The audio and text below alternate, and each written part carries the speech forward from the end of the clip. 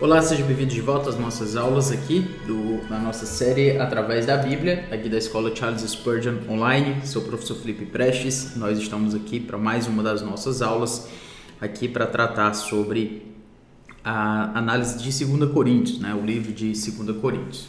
Na última aula, a gente entrou aqui no assunto do capítulo 3, versículos 7 a 11, em que a gente chegou a mencionar essa questão aqui do mistério da morte, gravado em letras de pedras, se revestiu de glória a ponto de os filhos de Israel não poderem fitar a face de Moisés por causa da glória do seu rosto, ainda que desvanecente.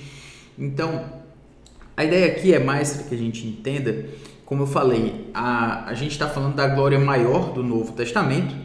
Estamos falando aqui da eterna nova aliança mediada pelo Espírito, é mais gloriosa do que a temporária aliança mosaica mediada pelo homem. Então, basicamente, o argumento aqui é mostrar que a antiga aliança, ela tem a sua importância, ela tem a sua glória, certo? Apesar, como ele fala aqui, foi gravado com letras em pedras, é óbvio que ele está se referindo aí aos 10 mandamentos, se revestiu de glória. Mesmo assim, se revestiu de glória. Os filhos de Israel não podiam fitar Moisés.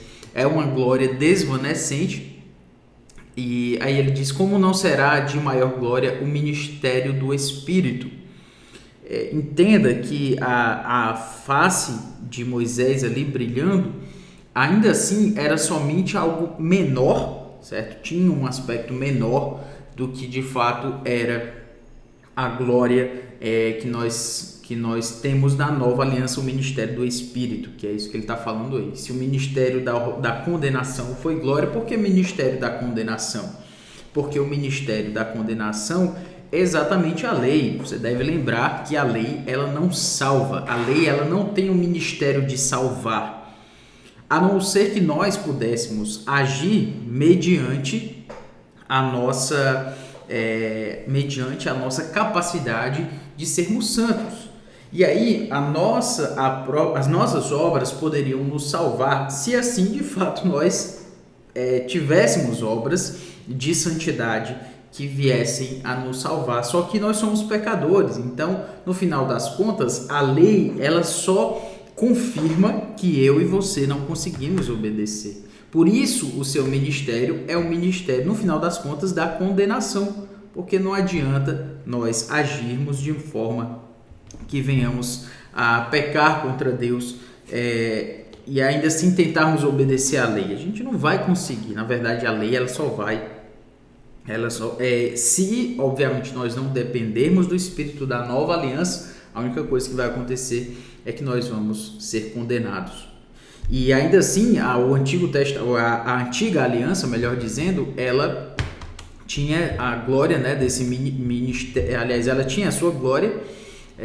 Em muito maior proporção será glorioso o ministério da justiça. Então, agora ele está falando sobre o ministério da justificação. De uma certa forma, ele está chamando a atenção que a nova aliança é muito maior que a antiga. Porquanto, na verdade, o que outrora foi glorificado neste respeito já não resplandece diante da atual sobreexcelente glória. A nova aliança vai ser sempre maior e ela vai sobrepujar a antiga. É isso que ele está mostrando.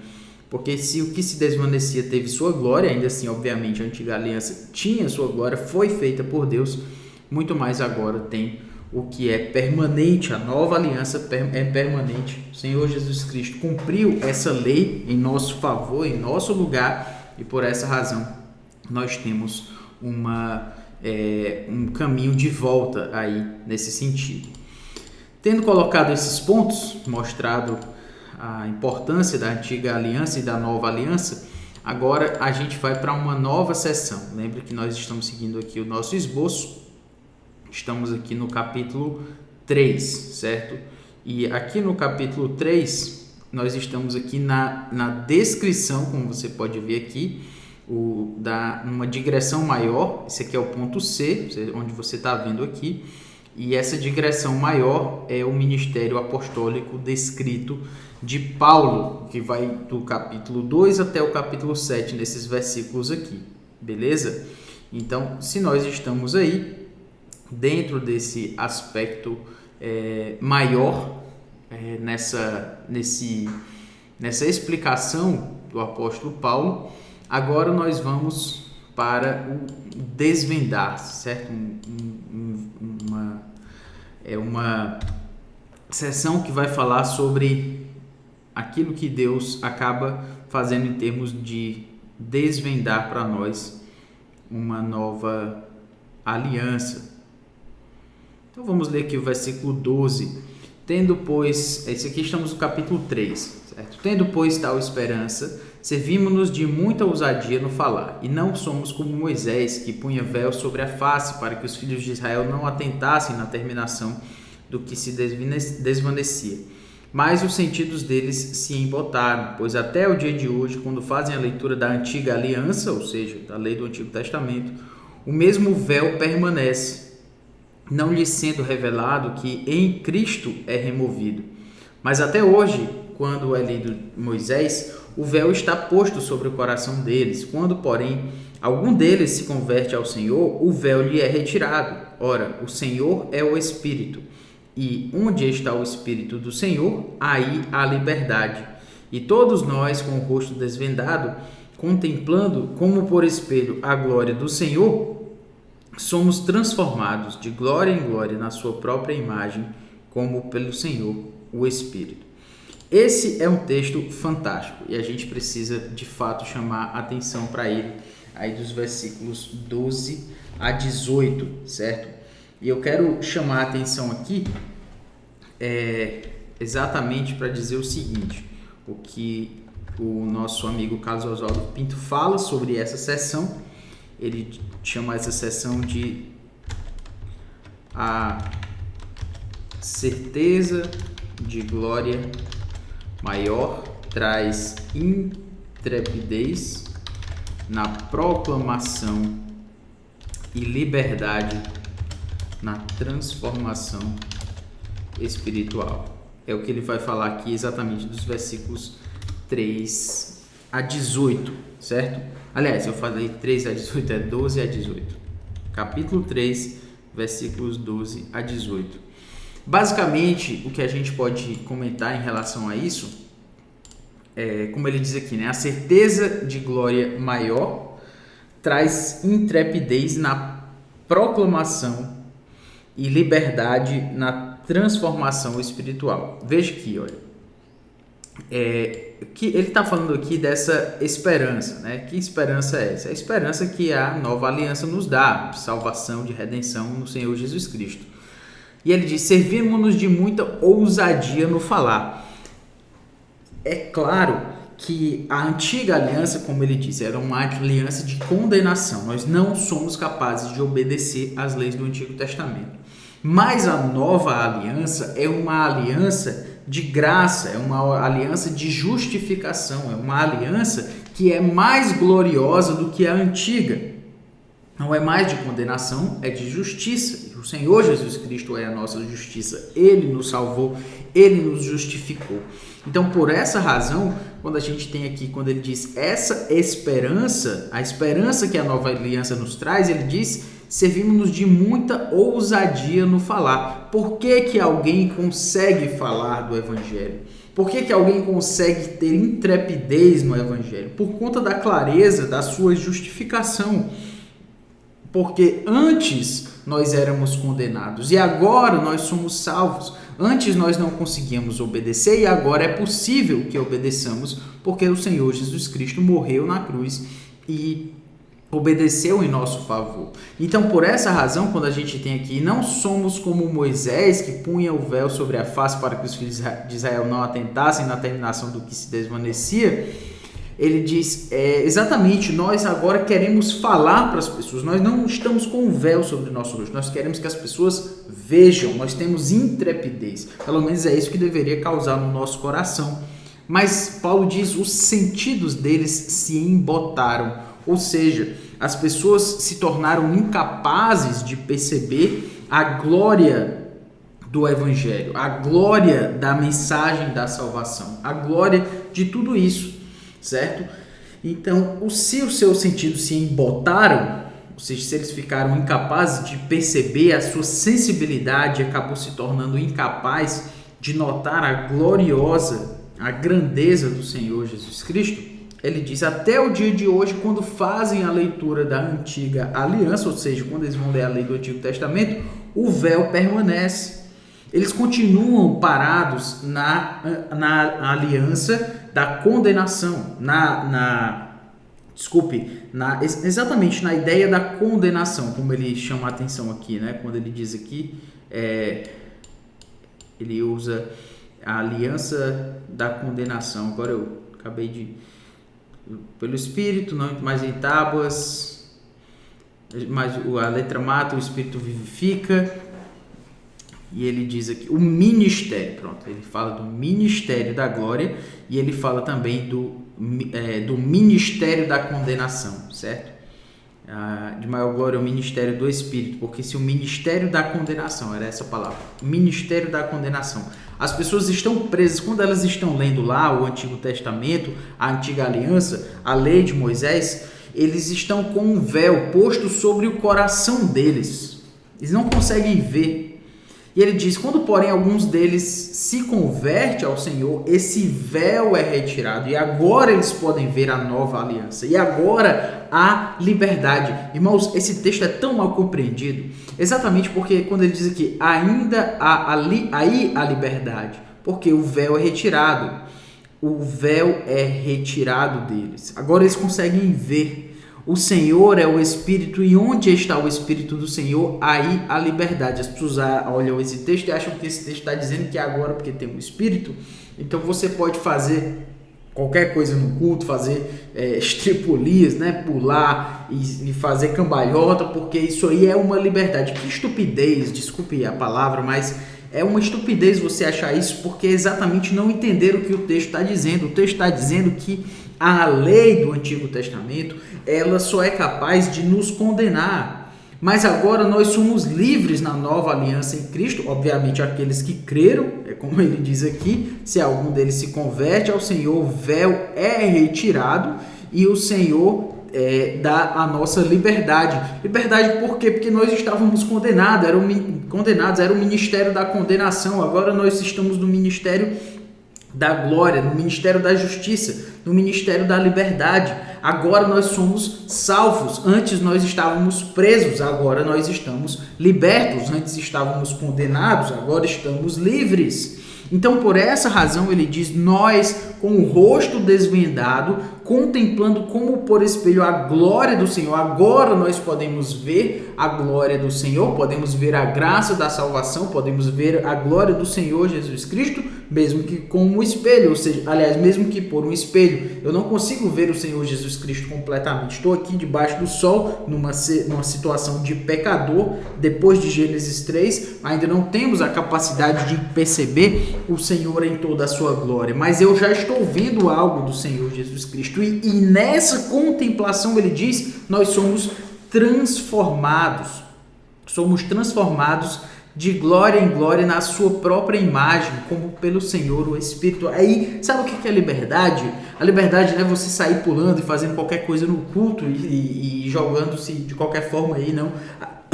Desculpe. A liberdade que ele está dizendo aí é de nós nos transformarmos à imagem do Senhor Jesus Cristo. É de nós sermos uma nova criatura, uma nova pessoa. Transformar-se à imagem de Cristo é a verdadeira liberdade. Não é sair se jogando, pulando ou fazendo qualquer outra coisa semelhante. É transformar-se, perceba o que está sendo colocado. É transformar-se à imagem de Cristo, como pelo Senhor, o Espírito. Ou seja, nós somos transformados e é essa transformação que gera em nós a liberdade de sermos novas pessoas que têm um novo caminho pela frente. É disso que o texto está falando. Então, desculpe se você não se empolga. Ai, Senhor, se você não se empolga com isso, talvez é porque nós ainda não estamos com o rosto desvendado. Nós não estamos vendo a glória. Se você pensa se na hora do louvor na igreja nós não estamos adorando como deveríamos, se na hora da pregação da palavra nós não estamos sedentos de sermos transformados, se na hora da comunhão dos irmãos nós não estamos alegres e felizes porque nós temos a mente de Cristo, estamos ali em comunhão, se isso tudo não enche o nosso coração, talvez porque estejamos ainda com venda nos olhos, sem poder perceber a glória da nova aliança, da salvação, onde há liberdade, onde há transformação. É isso que a gente pode notar aqui no texto de 2 Coríntios 3. Agora vamos aqui para o texto do capítulo 4, já que a gente já mencionou esse ponto aqui, agora nós vamos para o capítulo 4. E aqui no capítulo 4 nós temos a próxima sessão, certo? Como eu gosto de seguir aqui o caminho do nosso amigo Carlos Oswaldo Pinto, nós vamos aqui para os versículos 1 até o 6, certo? Ainda na digressão, Paulo está falando sobre o seu ministério e aqui nós estamos nos versículos 1 a 6, certo? Ele vai falar sobre o fato de que nós temos ministros da nova aliança, eles permanecem sinceros sem lançar mão do engano frente à cegueira induzida por Satanás. Deixa-me colocar dessa forma, certo? Ministros da nova aliança. Ministros da nova aliança permanecem sinceros sem lançar mão do engano frente à cegueira induzida por Satanás. Perceba que essa porção ela vai nos ajudar, porque quando a gente olha dessa forma é como se a gente estivesse percebendo novas... como é que eu vou dizer isso para você? Quando a gente segue esse caminho aqui que eu estou apresentando, a partir de uma porção ali do Carlos Oswaldo Pinto, é como se a gente estivesse lançando luz a partir dessa análise mais geral daquilo que é específico, certo? Lembrando aqui que nós agora estamos no capítulo 4. E aqui então, no capítulo 4...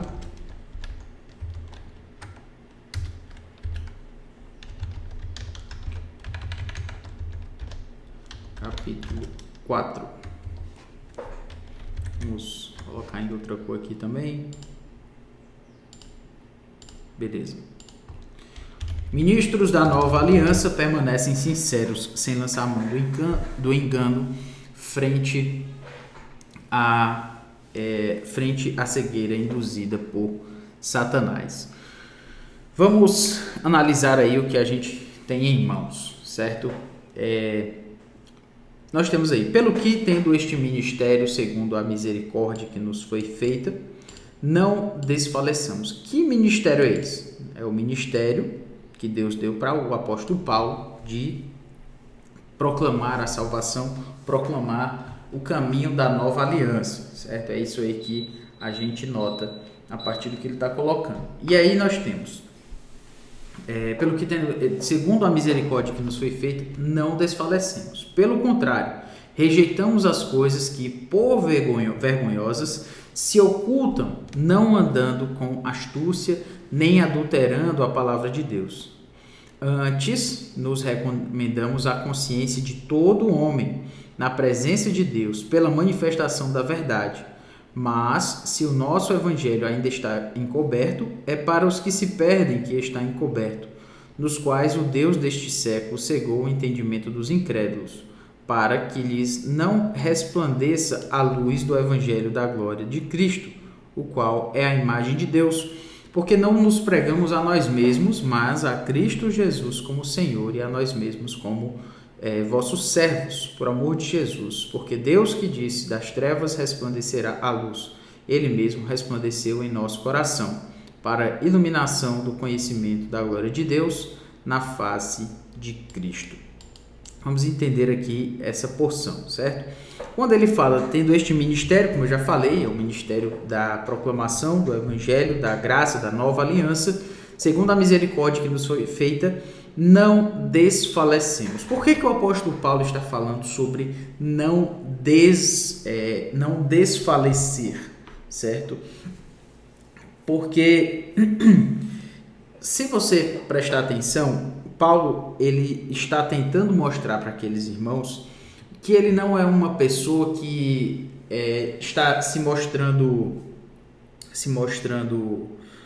digamos assim, passível de dúvida, não é alguém que está se mostrando ali reticente nas suas ações. Ele diz, olha, nós não desfalecemos. Paulo está chamando a atenção para a sua consistência. Ao invés dele chamar a atenção para a grandiosidade, que provavelmente aqueles que estavam indo contra o apóstolo Paulo estavam dizendo, olha, ele aí é uma pessoa que fica aí, diz que vem para Corinto, não vem, e ele só tem essa força mesmo quando ele fala nas suas cartas, mas quando ele está aqui presente, ele não mostra todo esse peso dele. Então, eles estavam querendo minar a autoridade, a capacidade do apóstolo Paulo. E Paulo, na verdade, agora, e durante os próximos textos, inclusive, ele vai falar da sua consistência. Ele vai dizer que é Deus que faz com que ele permaneça. Embora houvesse, e de fato há no ministério, várias razões para nós desfalecermos. Há várias razões para a gente dizer assim, mas eu não quero mais isso, eu quero parar de servir a Deus assim, porque, sabe, é muito cansativo, é melhor ter outro tipo de problema na vida. Mas ele diz, nós não desfalecemos, pelo contrário, rejeitamos as coisas que por vergonhosas se ocultam, não andando com astúcia nem adulterando a palavra de Deus, certo? Então, quando ele fala aqui, capítulo 4, deixa-me puxar aqui um comentário importante para isso. Quando ele está falando aqui dessas coisas, né, dessas coisas que se ocultam, ele basicamente está mostrando para a gente que ele poderia, de uma certa forma, para tentar não sofrer, ele poderia adulterar a palavra de Deus. Preste atenção, certo? Isso é muito prático, isso é muito próximo dos nossos dias. Quando a gente olha para uma pregação da palavra de Deus, a gente olha para um ministro que precisa levar o evangelho para as pessoas. Ele poderia simplesmente dizer, olha, mas sabe como é, as coisas estão muito difíceis e vamos pregar outro evangelho? Vamos pregar de uma forma que seja mais fácil, vamos mercadejar a palavra de Deus. Eu sei que é uma palavra pesada, mas seria uma forma de dizer assim, vamos aliviar a carga na pregação, para que as pessoas fiquem vindo mais aqui para a igreja, certo? Não vamos falar de pecado, não vamos falar de condenação, vamos falar somente da parte boa, né? Que é exatamente a vitória que Cristo nos dá. Vamos falar sobre prosperidade, vamos falar de tudo isso, porque aí as pessoas vão chegar mais aqui. Adulterar a palavra de Deus, quando ele disse, eu falei mercadejar, né? Adulterar a palavra de Deus é uma forma de fazer com que a palavra ela se torne menos pesada para as pessoas. E ele diz, antes nos recomendamos a consciência de todo homem, na presença de Deus, pela manifestação da verdade. É como se Paulo dissesse, vocês querem provar aquilo que eu estou mostrando para vocês? Eu continuo sincero. Eu sempre preguei a palavra de Deus e nunca adulterei. Eu nunca adulterei a palavra de Deus para agradar vocês. Estou aqui, a minha consciência, você pode... como se... Será que a gente poderia dizer isso para as pessoas e dizer assim, olhe para a minha vida, olhe para a minha pregação, eu já preguei outra coisa diferente disso? Não, ele diz, nos recomendamos a consciência de todo mundo, pode sair perguntando aí. Na presença de Deus, pela manifestação da verdade. E ele diz, mas se o nosso evangelho está encoberto, é para os que se perdem que está encoberto, nos quais o Deus deste século cegou o entendimento dos incrédulos, para que lhes não resplandeça a luz do evangelho da glória de Cristo, o qual é a imagem de Deus. Ou seja, tem alguém que não está compreendendo ainda esse ensinamento, tem alguém que ainda não está entendendo o evangelho, é porque essa pessoa não entendeu ainda o que é a palavra de Deus, o evangelho, e ela está sendo cegada por Satanás, porque senão ela já teria entendido esse evangelho aí. Então, como ele disse, está encoberto, tem gente que não está compreendendo, tem gente que não entendeu ainda o ponto, é porque ele é um perdido. Se ele não entendeu, não foi por falta de uma palavra que fosse verdadeira, é porque ele está com os seus olhos, né, vendados para a obra do evangelho. Como ele diz, o Deus deste século cegou o entendimento dos incrédulos para que lhes não resplandeça a luz do evangelho da glória de Cristo. Na próxima aula a gente prossegue aqui explicando esse ponto e os próximos. Que Deus nos abençoe. Valeu!